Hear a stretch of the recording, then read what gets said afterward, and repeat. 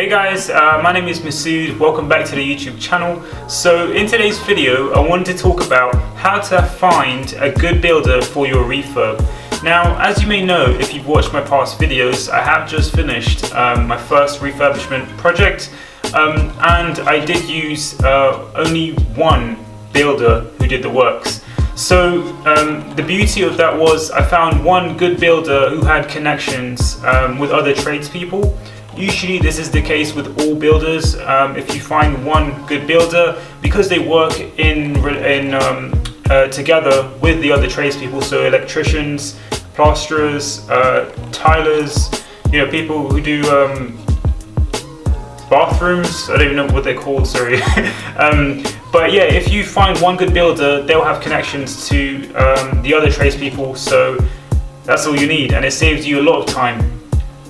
Now, the next thing that I actually did was I managed to get 6 quotes from different builders. I asked a number of investors for their recommendations on the builders, and then I got the builders round and I asked them for a quote for the works while showing them around the property.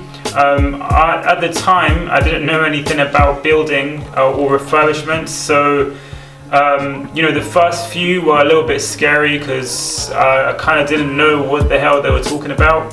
And I know it might seem quite simple to some people. For me, I was like totally new to I didn't know what damp looked like, to be honest with you, and how to fix it, and how much it cost, and I didn't know anything. So whatever they were saying to me was a little bit like, I didn't really know what they're saying. I just said, okay, yeah, try to act like I knew what I was talking about. It got a little bit easier though after each builder, because I started to pick up a little bit of the lingo, and chucked in a few words here and there, and it sounded like I knew what I was talking about. So nearer the end of the 6 builders that I saw, I got a good true reflection of the builders.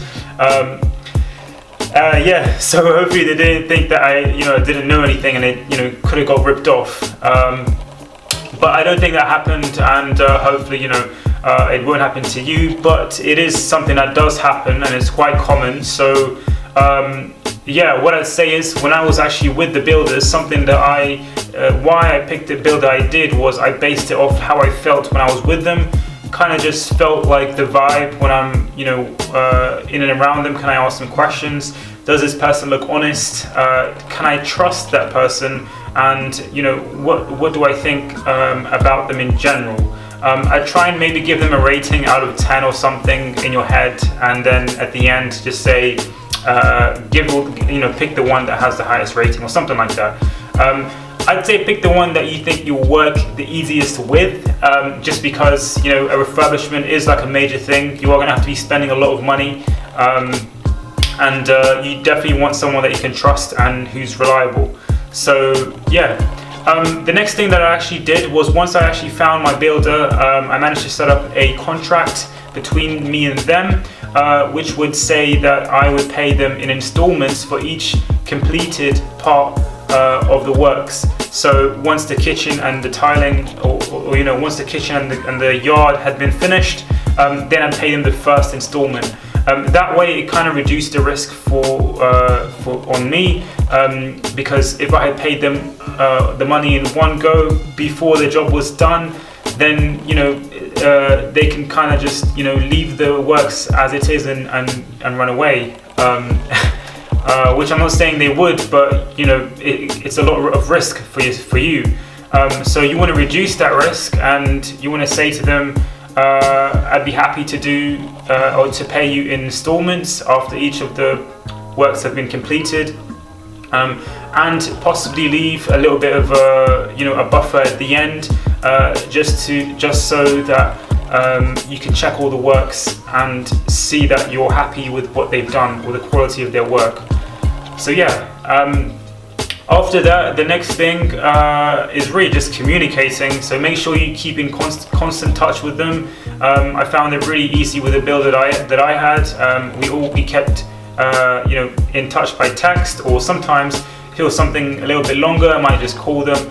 But as a remote investor, I think it's really important that you find a good builder to manage your project, because you're not going to be there and you need someone you can really trust. So if you do find a good builder, my last piece of advice is make sure you stick with them and don't tell anyone, because well, if you do tell everyone, then they're going to get so much work, and they're not going to have time to do your project. So you want to kind of keep it a little bit secret. But once you find someone, just make sure you stick with them, and don't just settle for one builder.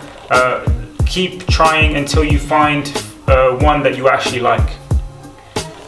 Anyway guys, that was my video. Hope you enjoyed it, and I hope you learned something new. Make sure to like this video, comment down if you learned anything new, you want to share your thoughts, and don't forget to subscribe. See you in the next one.